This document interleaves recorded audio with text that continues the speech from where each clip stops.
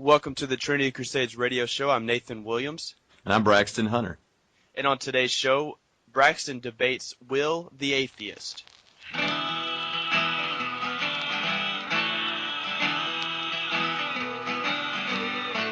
The preacher said all my sins is washed away, including that Piggly Wiggly I knocked over in Yazoo. You're listening to the Trinity Radio Debate Hour. I got a bad feeling about this.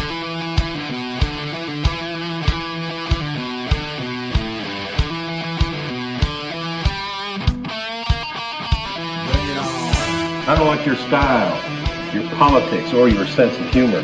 I don't like what you say or how you say it. Come on!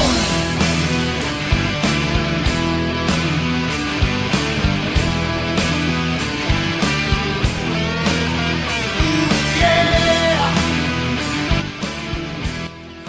And we're here with a very special edition of the Trinity Crusades radio program. This is the Trinity Radio Debate Hour. And Nathan, I have put some tougher, more competitive sounding intro music and stuff before this show. But I want everybody to know that I'm actually just a lovable little fuzzball. And that was just showmanship. That's all that was. That's right. It was all to set up this special debate hour here. Which I'm excited about. You know, I have yet to hear the debate, but I hear that it went well and that Will was very kind and it was a friendly debate, which is always nice to have.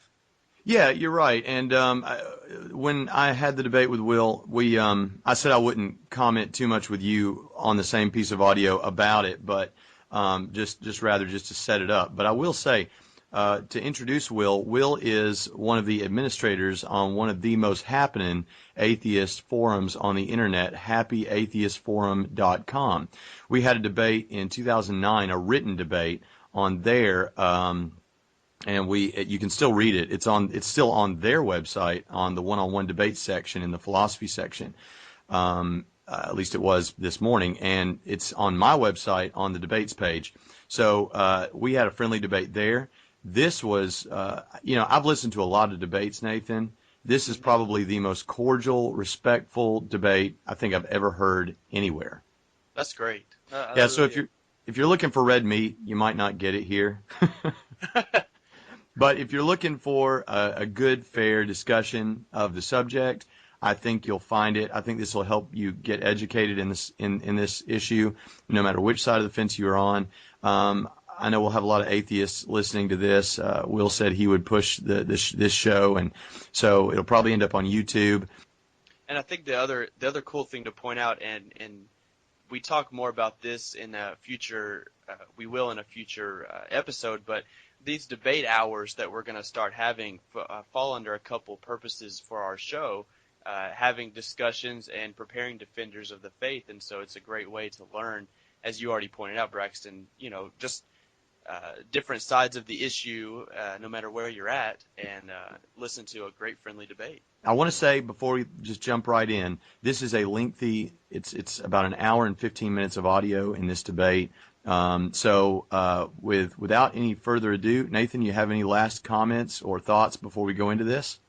I just think this is a great thing to have, and I'm glad that Will wants to do several more, and hopefully we can get others on to do debates like this. And without further ado, here it is.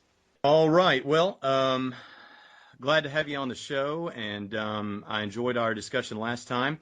Why don't we just start with a little bit of terminology here? I know we use the terms a lot, atheist, theist, agnostic, but I know that can be confusing to some people. We use them differently. I'm not one of those guys that's going to argue about how you use the term. I just want to know how you use the term. So, Okay. Let me ask you three questions, and then I'll ask you to kind of explain your position. Here's my three questions that I think will give us an idea of where you stand. Okay. How do we get here? Talking about humanity. How do we get here? What's the meaning of life? And what happens when we die, if anything? Okay, so the small questions. Yeah. So, okay, how do we get here? How did we get here? It's just a matter of scientifically what's explainable as far as I'm concerned, I suppose.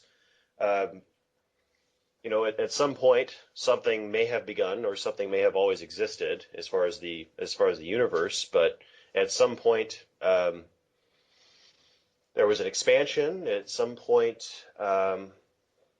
matter coalesced into stars, and stars ignited, and then they would die out and explode, releasing material into space, et cetera, et cetera. And eventually, we get solid planets that revolve around stars, and eventually on some of those planets, including ours, abiogenesis occurs.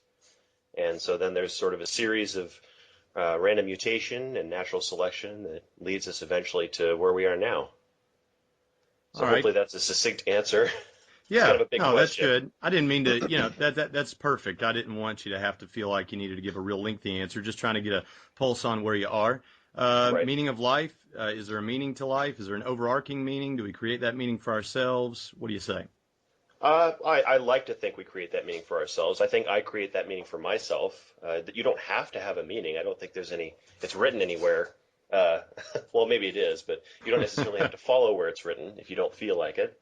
Right. The meaning to my life would be, being a good brother, son, father, husband, or pursuing interests like music or art or philosophy, stuff like that. Just sort of stuff that I enjoy doing and that fulfills me, so that gives my life meaning.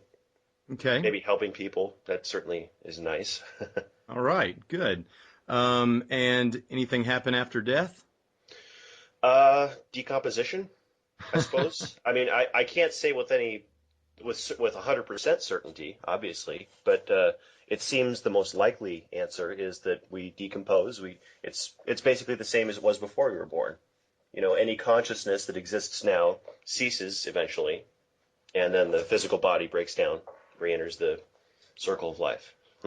So our subjective conscious experience, what we call consciousness, disappears, evaporates, goes away after our physical death. Okay, I would great. say probably, yeah. All right. So would you say then that your position is kind of naturalistic, matter is all there is sort of thing? I'm speaking very broadly here. Oh, yeah. I think that would be a good explanation. I think what I would say is I tend to be naturalistic, barring a better explanation that I may yet discover, because I always do try to keep an open mind, and I'll certainly accept any new evidence if I find it. But based on my experiences so far, I think naturalism is a good way to describe my philosophy. All right.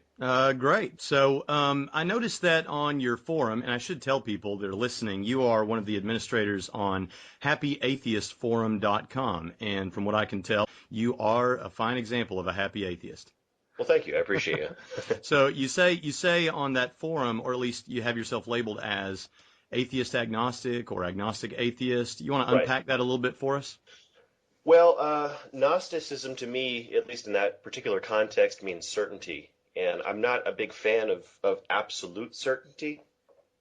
I like to think that there's always room for correcting misunderstandings or miscalculations or misapprehensions, stuff like that, to kind of expand and change as time goes on and as more information comes to you. So when I say agnostic atheist, it's basically disbelief or being unconvinced. Okay. So if someone says God exists, I would say, well, you're going to have to prove that to me. And until then, I'm afraid I can't agree with you. All right. And one final little comment or question before we move forward and really get into the meat of this. Would you say that, and this may sound like a really silly question, but you wouldn't believe some of the people that I've talked to, and I'm sure you've had the same experience, but would you say that the worldview that is most acceptable is the one that seems to explain reality in the most coherent way or conforms to reality and what we experience day to day in life? I think so. Okay. All right, so we're both seeking truth. We both think that it needs to be founded on good evidence, and I think you recognize that we both feel that way based on our last conversation. So I'll tell you what I'll do, Will, if it's all right with you, is I'll give a little, maybe 5 minutes. I'll try to keep it under 5 minutes. Case for theism. And, I'm a Christian theist, but specifically here I'm arguing just for the existence of God. And we've titled this, for anybody that's interested, what's the more reasonable position, atheism or theism? So I'm just going to give you a few little points, and then you can take whatever time you want to deal with that, and then we'll just interact. All right? Sounds great. All right, so here we go. I'll use the first thing I'll bring up is what's often known as the cosmological argument. I know you're familiar with it, but for anyone that's not, I'll just kind of go through it. First, I want to argue that belief in God is warranted on the basis that he is the cause of the beginning of the universe. As many Christian philosophers have asked before, have you ever wondered why something exists rather than nothing? Why does anything exist at all? It seems intuitively obvious to most of us that there must have been a cause for the beginning of the universe. My first argument demonstrates this and more, I think. The cosmological argument may be stated in this way. Premise 1, everything that begins to exist must have a cause for its existence. Premise 2, the universe began to exist. Therefore, conclusion, the universe must have a cause for its existence. Now, this is referred to as a logically valid syllogism. What that means is that if premise 1 and premise 2 are both true, then it follows necessarily and inescapably that the conclusion is also true. So if everything that begins to exist has a cause and the universe began to exist, then it follows that the universe must have had a cause for its existence. Physicists today have come to recognize that prior to the existence of the universe, not only did matter not exist, but even space and time did not exist. Even though it may sound strange at first, when the universe did not exist, there was literally nothing. I don't mean some vacuous void. I mean literally nothing. Like Aristotle said, what rocks dream about. As British physicist P.C.W. Davies says, quote, the coming into being of the universe as discussed in modern science is not just a matter of imposing a level of organization upon a previous incoherent state, but literally the coming into being of all physical things from nothing, end quote. This means that whatever caused the universe to come into existence must not fall into any of the categories I mentioned before. It must be a cause outside of time, not made of matter, and not confined by space. To put it even more simply, it is either a natural cause or what we might call a supernatural cause. And since nature itself had not yet come into existence, the only option I see that we're left with is what we might call a supernatural cause. It must be a spaceless, immaterial, eternal cause, and it must have had a mind since it had to decide to create the universe or cause it to come into existence from nothing. Amazingly, this is even the most basic definition of God. What's the alternative? The alternative to this, I think, would be to maintain that the universe came by nothing, from nothing, and for nothing. As Anthony Kinney says, quote, a proponent of the Big Bang Theory, at least if he is an atheist, must believe that the universe came from nothing and by nothing. However, I can't imagine that we would accept something like this. In the words of Bernhoff Schneider, it would be, quote, in head-on collision with the most successful ontological commitment in the history of science, namely that out of nothing, nothing comes. In light of this alternative, one is either forced to believe that the universe emerged uncaused out of nothing, or that God exists as the necessary uncaused cause of the universe. When faced with that dilemma, the answer seems clear to me. So the second argument I'll bring, and I'm only going to bring these two arguments, I think. You'll recognize this as the design argument. The second line of reasoning involves the incredible amount of complexity in the physical universe. The incredible degree of fine-tuning that we encounter when we consider the initial conditions of the universe would be prohibitively unlikely in the absence of God. Stephen Hawking has estimated that if the rate of the universe's expansion 1 second after the universe began had been smaller by even 1 part in 100,000 million, the universe would have collapsed into a fireball. Davies has calculated that in order to be suitable for later star formation, without which planets couldn't exist, the initial conditions must be fine-tuned to a precision of 1 followed by 1,000 billion zeros at least. He also shows that a change in the force of gravity or of the weak force by 1 part in 10 to the 100th power would have prevented a life-permitting universe. So what could account for such a degree of what we might call fine-tuning? William Lane Craig usually argues that there are three. The first alternative, three alternatives. The first alternative demands that the initial conditions were a necessary state. That is to say, that it could not have been otherwise. But Davies says there's nothing in the laws of physics that demonstrate the necessity of the initial conditions. The universe, he says, did not have to be the way that it is. It could have been otherwise. So natural law will not do as an explanation. What about the second alternative, chance?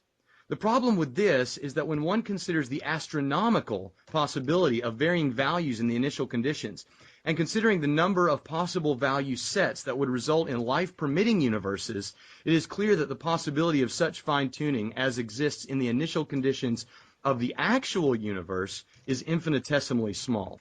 It is simply nowhere near conceivable that this could have happened by chance. Fred Hoyle says a common sense interpretation of the facts suggests that a super intellect has monkeyed with physics. Robert Jastrow, the head of NASA's Goddard Institute for Space Studies, says this is the most powerful evidence for the existence of God ever to come out of science. So if natural law and chance will not account for the fine-tuning of the initial conditions, then the only live option to which the evidence leads would have to be intelligent design. So I would say that since this case that I'm making is that theism is the more reasonable position, I'm not exactly arguing that God exists, although I think both of these arguments do demonstrate that. I'm just saying if either one of these arguments raises the probability of theism, then I would say that of the two, theism is the more reasonable position. Now, before I hand it back over to you, Will, I'll say this that I'm about to say is not an argument, but since I am a Christian theist, I feel compelled to say that I wish we had more time to talk about the resurrection of Jesus Christ so that we could pin it down as not just the philosopher's God, but the Christian God. But since we don't really have time to do a lot of that, I would simply say that if anyone wants to have immediate experience of God, I would say that I am enthusiastically a Christian, and I would invite them to accept Christ and have a personal experience with him. However, as I said, that's not an argument. That's just an experiential claim. And so I offer these two arguments in my case that theism is the more reasonable position. So, Will, I'll give you a few minutes, whatever time you need, to interact with those and make your comments. And if there's any positive argument in favor of atheism that you want to give, you can do that as well. So there you go. Wow, okay. So we have the basic two points there, the cosmological argument and the fine-tuning argument. Yeah. Okay, those are interesting arguments, and I've seen these raised before, but in my experience with these arguments, I've had trouble with people answering a couple of questions, and I'll go ahead and concentrate on the cosmological argument first, since you brought it up first. You discussed basically one of your main premises is that if there's something that exists, it had a first cause. It had an original cause of some kind. And even though I think you worked really hard to try and separate the God entity from the rules of the universe, you didn't necessarily separate the God entity from that axiom, from that proposition that everything that exists had a cause. And so inevitably we come to the point where you have to ask the question, okay, if the universe exists, it has a cause. If God exists, it had a cause, he, she, or it. So I think that's one of the main questions that comes up when the cosmological argument is cited, is that if the universe, if everything has to have a first cause, which I don't necessarily accept that, because that kind of, it's making a conclusion based on not quite enough evidence, because there are different models for the universe, like the cyclic model. Are you familiar with that? Yeah, you raised that in our last debate. I know there's several cyclical models. And those haven't been disproven. They're still they're just as legitimate as Big Bang. In fact, recently there was doubt casted onto Big Bang, at least the way we understand it. So we're operating in a very theoretical area of science, which it's difficult to find certainty in science, because we're really at the beginning of our journey in understanding the way the universe works. So when you say everything has a cause, that is a big assumption. Because if everything has a cause, then what about the cyclical model? If the cyclic model exists, that means the universe has existed in some form or another onto infinity into the past, and will continue to exist onto infinity into the future, barring whatever. So that if something hypothetically or theoretically could exist infinitely into the past, then that automatically challenges the proposition. But even if I accept that proposition, even if I say, okay, let's say the cyclic model didn't exist, or it had been demonstrated as being incorrect or highly unlikely, then, well, God should have a first cause, and then there's another God, and then there's another God going on into infinity, So I guess those are my two main responses. One, I'm not sure if I buy that everything has a first cause. And two, even if I did buy that everything had a first cause, then God would have a first cause. So I'm kind of curious as to how that would kind of fit in. And also, I'm sure you're familiar with the term God of the gaps. Sure. You described what could have been responsible for creating the universe before time. And by the way, there's no such thing as before time. That doesn't really make any sense. But um, if we don't know, then it's kind of a God of the gaps, because you can't ascribe to what you described personality. You can't describe even consciousness necessarily. You know. So okay, I think I'm making like 8 arguments there. So whichever one you want to respond to, that would be fine. I'm taking vigorous notes. But Okay. if you feel like you've exhausted that, then do you have any comments on the design argument, and then we'll Oh, and just have a fine-tuning. back and forth. Right. Okay. So I think the main point that I come across with fine-tuning is that while the universe is fascinatingly balanced in many ways, one, the universe is not fine-tuned to life at all. The vast majority of the universe is mortally hostile to life as we understand it, and we don't currently know. We can kind of guess, but we don't currently know how common life is in the universe. So all that we do know is that based on what we've seen, so based on our very best understanding, life is relatively rare. And by that I mean, we're not going to go to every planet and find life. We may only find life on one out of every 500 trillion planets, which that would still mean there's plenty of life out there, but it would still make it very, very rare. You know, and assuming that all life is carbon based, assuming that all life requires water or oxygen, anything like that, that makes life very, very difficult to come across. So it's difficult to imagine that the universe that we see was fine-tuned for us. Another point is also that if I were to try and establish that something was fine-tuned, I would have to understand statistically how likely or unlikely it would be that it would be fine-tuned by comparing it to other things. That's, in science we have the experiment and then we have the control to demonstrate how likely or how unlikely something is.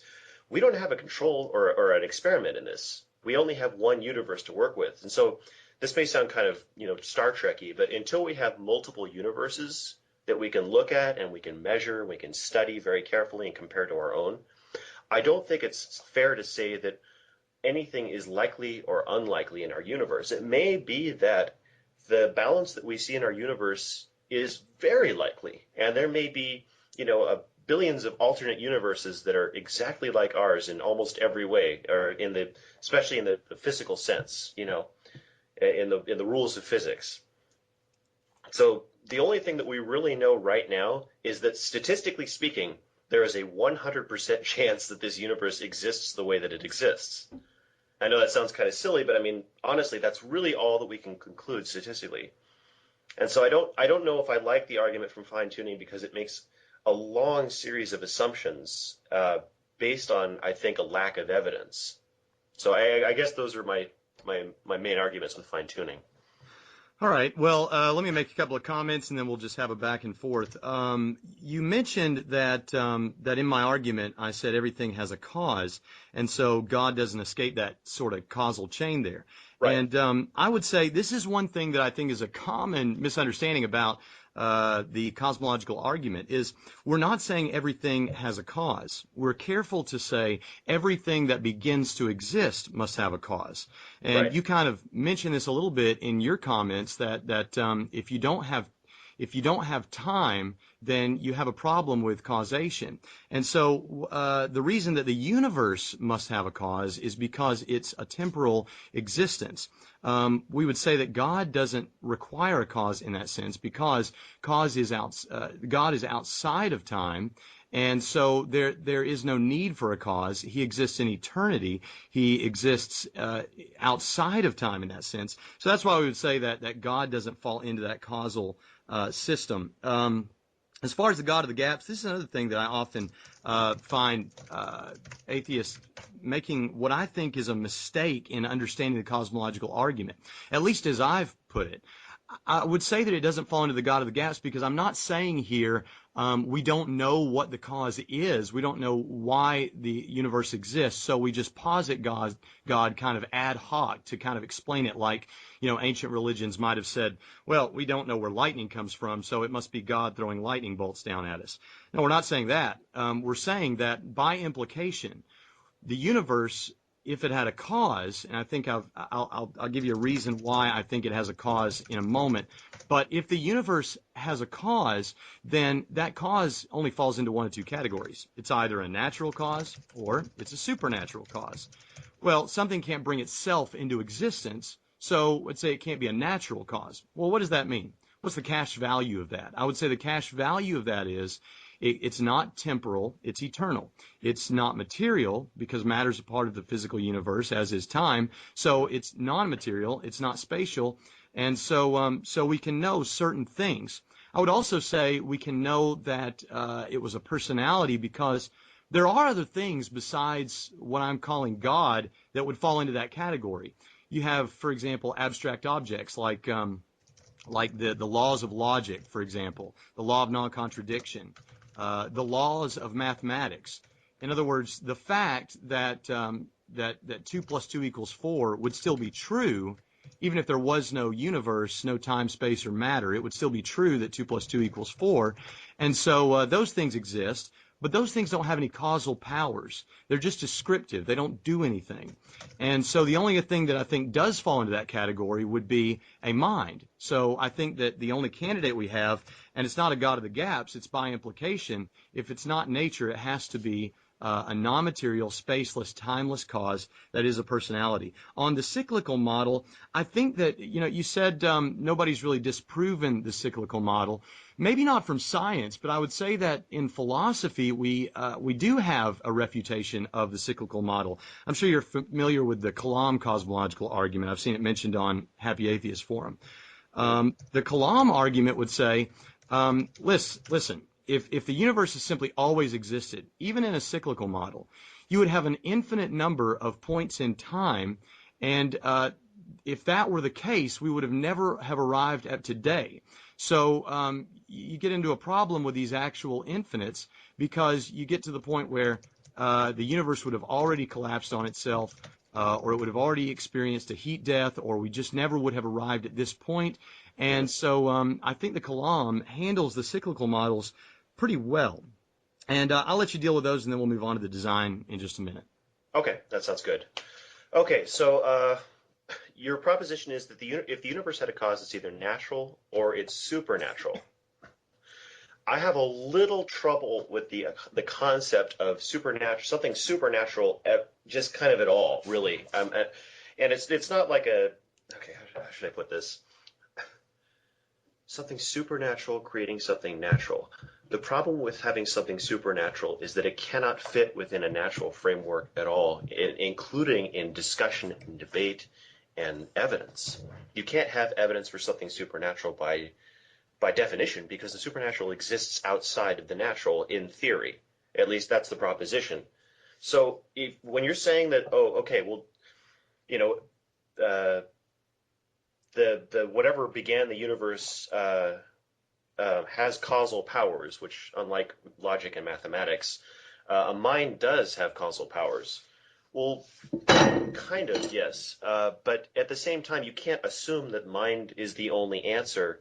And also, you can't necessarily assume a supernatural mind. I think that was what I was talking about with the God of the Gaps, is that you're taking some very abstract concepts, and you're kind of whittling them down to a little bit to fit, I think. And no offense, but I think you're whittling them down, I think, to fit a God, basically. Yeah, let me am I just making any sense? Yeah, let me respond to that just a little bit. To help you out, I know we kind of have a knee-jerk reaction when we say the term supernatural. When I'm using this term supernatural, and I guess this is what I was saying when I say we have problems with terminology between our two worldviews, but when I'm saying supernatural in this sense, all I'm saying is something that's not natural, something that's not a part of the natural universe. That's not to say that it's somehow magical or something like that. And as far as whittling it down, I'm whittling away the things that we know are not true of the first cause, and I just think that it works out that what we're left with fits very well the definition of God. Well, okay. Well, can you do me a favor? Can you go back to your opening argument? You named some very specific things that I didn't get quite enough time to mark down.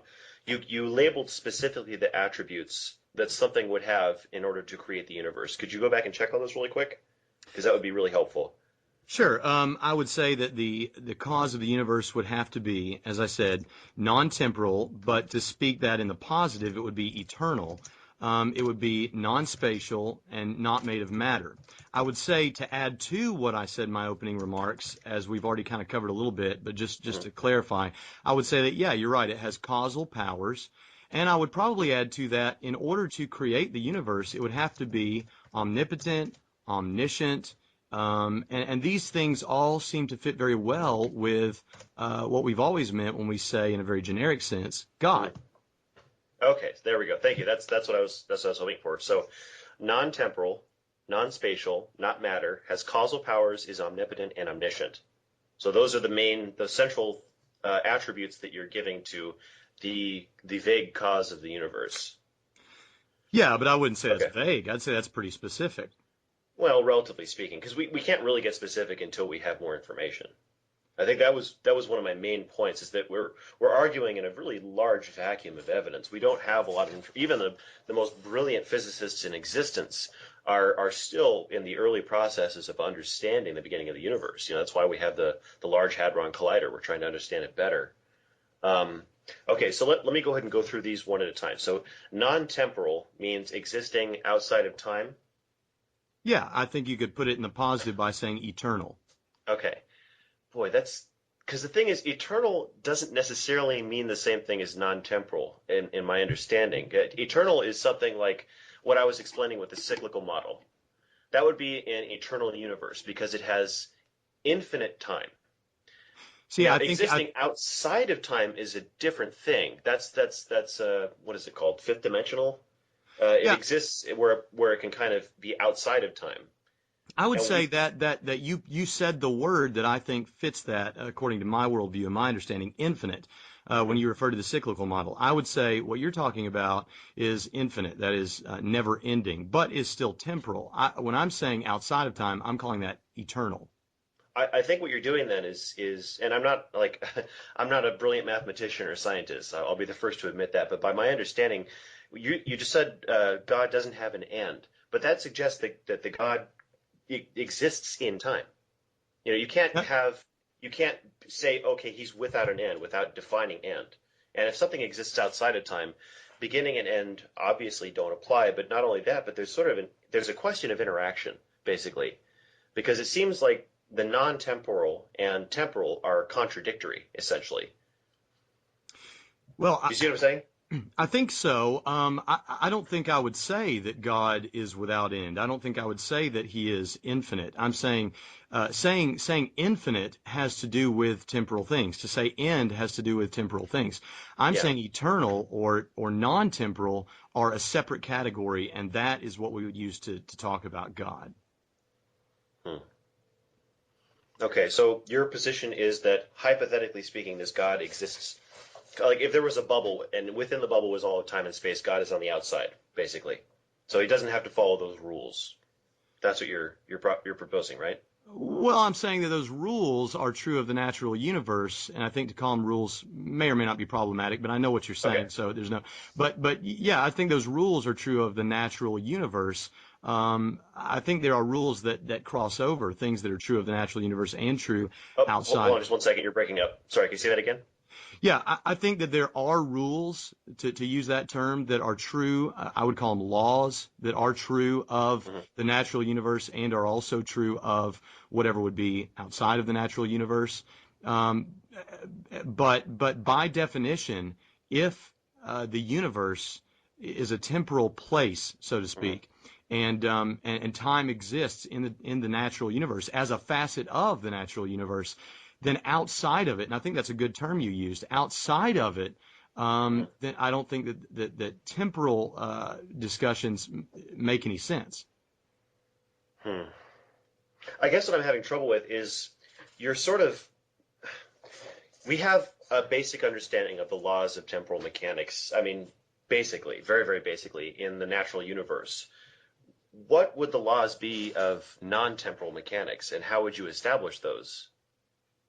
Well, I think this is a really, you establish them by just simply removing everything that temporality entails. And so, one of the common assertions I've heard from atheists, and I'm not trying to make your case for you, That's fine. Go but, ahead. but one of the common assertions I've heard from atheists is, well, if God exists outside of the temporal universe, then he can't do anything because that requires time. And I would say to That's interesting. that, if that's kind of what you're driving at, I don't know if it is, but I would, Well, go ahead. no, go ahead. Sorry, good. Go ahead. I would say to that, my response to that kind of idea would be that this is precisely what Orthodox Christianity, I know we're not talking specifically about Christianity. I guess I could say Orthodox Theism after the first century or during the first century has always taught is that God is changeless. And that fits very nicely for my worldview when we come to understand that time is a facet of the natural universe and God stands outside of that. God is changeless. That's interesting. I'll have to think about that one later because that's going to get us way off track. Yeah. Okay. No, So you mentioned Kalam's ontological argument and relating to the cyclical model. And I think I probably should have tackled that first because it talks about your original premise, which is that everything natural has a cause. The philosophical argument against the cyclic model is really interesting, but I'm starting to wonder if maybe Kalam doesn't understand infinity, because his argument is, by the way you explained it, is that. Sorry, give me just a second. I need to organize my thoughts on this one. His argument is that because we're in infinity, what happens right now can't happen, basically. I mean, to boil it down. Am I interpreting that correctly? Well, let me put it in terms that may make it more clear. And if this is not what you're driving at, maybe you can just use these couple of seconds to kind of organize your thoughts. Okay. That sounds insulting. I don't mean that. I think you're doing great. But let me put it this way. If the universe existed, and I know neither you nor I hold this in this proper way, I don't think, but if the universe as it is right now were to exist infinitely into the future, we can say then we would never arrive at the final moment, because if we did, it Yes. wouldn't be infinity, right? Right. Okay, well, just go the other direction then. If you don't have a beginning and it has existed infinitely into the past, then we, just like we would never have arrived if it was infinitely into the future at the final moment, we would have never arrived at this moment right now that we're experiencing during this podcast. Okay. Now I understand what you're saying. Okay. I thought I understood before. Okay. So I think that then, with respect to Kalam, I think he is misunderstanding the concept of mathematical infinity. If you have a line, essentially, in the mathematical sense of the term, which is a one-dimensional thing that exists going in both directions to infinity, a point on that line can exist, and that's geometry, or algebra, I suppose. A point on that line can exist because we can arbitrarily choose that point, and you can say that that's zero. And from any point on that entire line, that zero can exist, and you can say 1, 2, 3, 4 on to infinity in either direction. 1, 2, 3, 4, negative 1, 2, 3, 4. Sure. So to say that because there's an infinity going in both directions does not necessarily mean that the present can't exist. It just means that infinite presence will exist onto infinity, and infinite presences have existed onto infinity. So I think, with respect to Kalam, I think honestly he isn't quite looking at infinity from a mathematical perspective. I think he's thinking a bit more from a philosophical perspective, which doesn't quite jive. Okay. Well, and so based on that, I think the cyclic model, while not the only model that's being proposed, not the only legitimate model being proposed, is a model that should be considered. And because, in my opinion, okay, maybe I should ask you this. Occam's razor is that the more simple answer tends to be the right one. Would you agree that the natural in all cases is more simple than the supernatural? Would I agree that the natural is more simple than the supernatural? Yes. See, I have a problem with that because I think that if we accept that premise, then that would mean that we have a lot of questions unanswered that I think can be answered. So in that respect, I wouldn't say that it's the simpler answer. Would you say it's would you say that it's the opposite then? Would you say that God is this? Do you think God is a simpler answer? I mean, I know I am kind of oversimplifying this just a little bit, but if it's for the sake of making a point. Well, how about this? Just go ahead and make your point, and maybe I'll understand what you're asking. Okay. My thinking is that, as far as simple to complex is concerned, the most complex thing imaginable is that which exists even beyond the rules of nature. Something which is so complex that it can't even fit within the frameworks that we have. So it is so far beyond our understanding and so powerful and so whatever, with omnipresence and omniscience and existing outside of time and all that stuff. It is so incredibly complicated that anything natural would be considered within the Occam's razor argument to be more simple and thus more likely. So what I'm saying is, because the cyclic model of the universe, even though that is at the outside of science, the very forefront of natural understanding, because it still works within the framework of natural law, theoretically, that it is more simple than God, and thus it is more likely. I think what I'm basically saying is that a natural answer is preferable to a supernatural answer. Okay, as far as evidence is concerned. So gotcha. Let me respond to that. Let me start with, because I think this plays into that cyclical model issue. If the cyclical model is untenable, and I'll get to it in a moment why I think that it is. I'll clarify why I think that it is. Okay. If it is untenable, then we know already that there is something outside of the natural universe that caused it, or something that we don't consider to be a part of the natural universe, based on my argument before from the cosmological argument. So, how do we know that? Sorry, you're breaking up again for a second. Okay. Okay, there we go. It's okay. back. So how do we know that the cyclical model is untenable, and thus we know that there has to be some supernatural cause? I would say the cyclical model has to be untenable because you said a moment ago, your defense of the cyclical model was, look, even on an infinite line, if you imagine a line with an arrow at either end, that it extends it infinitely in both directions, for example, you put a point on that line, and that point can still exist. I embrace that. I completely accept that. The problem is, if you place that point on the line and call it today, where we're having this podcast, yes. If to the left of that line you have an arrow that says that it extends infinitely into the past, you would never arrive at that point. Sure, that point can exist, but you would have never arrived there. And so, whether or not I think you're looking at this from the direction of beginning still, though. Well, let me finish this thought. No, that's cool. Let me finish this thought. Think of it this way. This is how J.P. Moreland puts it. If you had an infinite library, a library with infinite number of books, and every other book was red and every other book was black. So you had red and black books, red, black, red, black, red, black. Okay. All right. If you remove all of the red books from that infinite, actual infinite number, you still have infinity. So for that reason, you can't cross an actual infinite to arrive at this point. I would say that actual infinites can't exist in that sense, and so I think the cyclical model fails. And in the absence of what if our understanding of time is incorrect? Because you're basically saying that our understanding of time doesn't apply to God, so why does it have to apply necessarily to a cyclical model of the universe? Because we know that this universe is a temporal place. We know that time applies here where it doesn't in eternity outside of the universe. Wait. Okay, so, well, that doesn't necessarily fit, though, because, that is a really interesting illustration about the black and the red books, but it still doesn't change the fact that even if you're in an infinite library, you're in an infinite library. Right. And you can look in front of you, and you can see a book. Sure. So even if there is infinite books, there are still books. Right.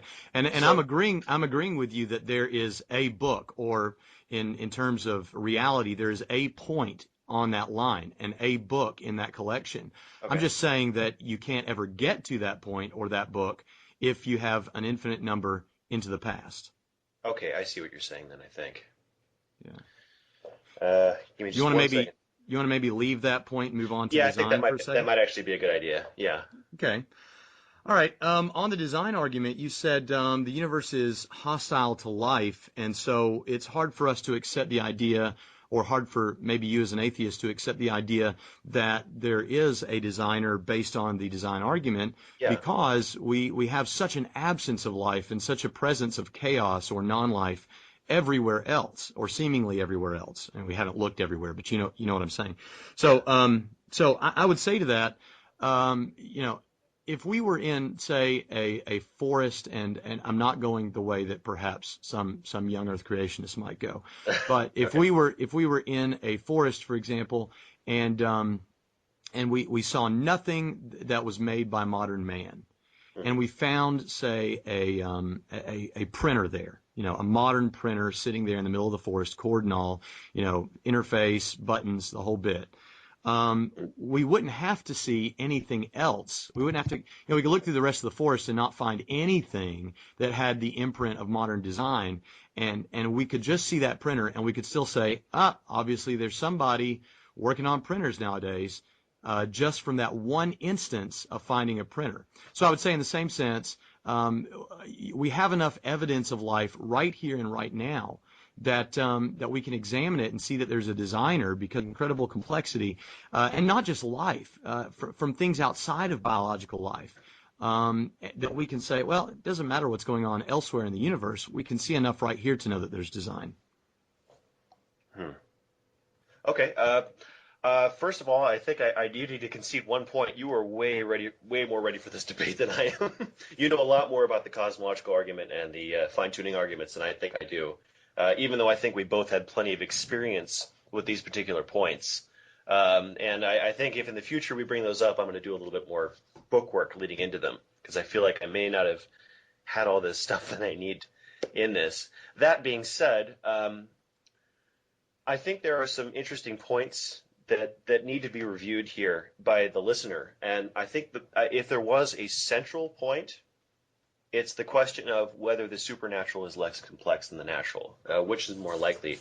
So, the point that I brought up earlier about whether God, the concept of God, which exists outside of time and space and matter and all of our nature, is because of those is more complex than anything that exists naturally.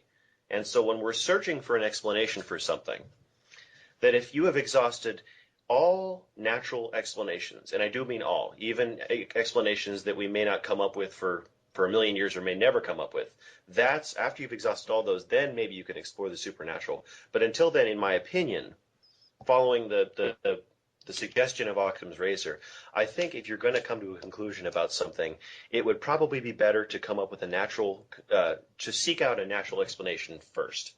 And I think if I were to have a central point, that would be it. Otherwise, this has been a lot of fun, I have to say.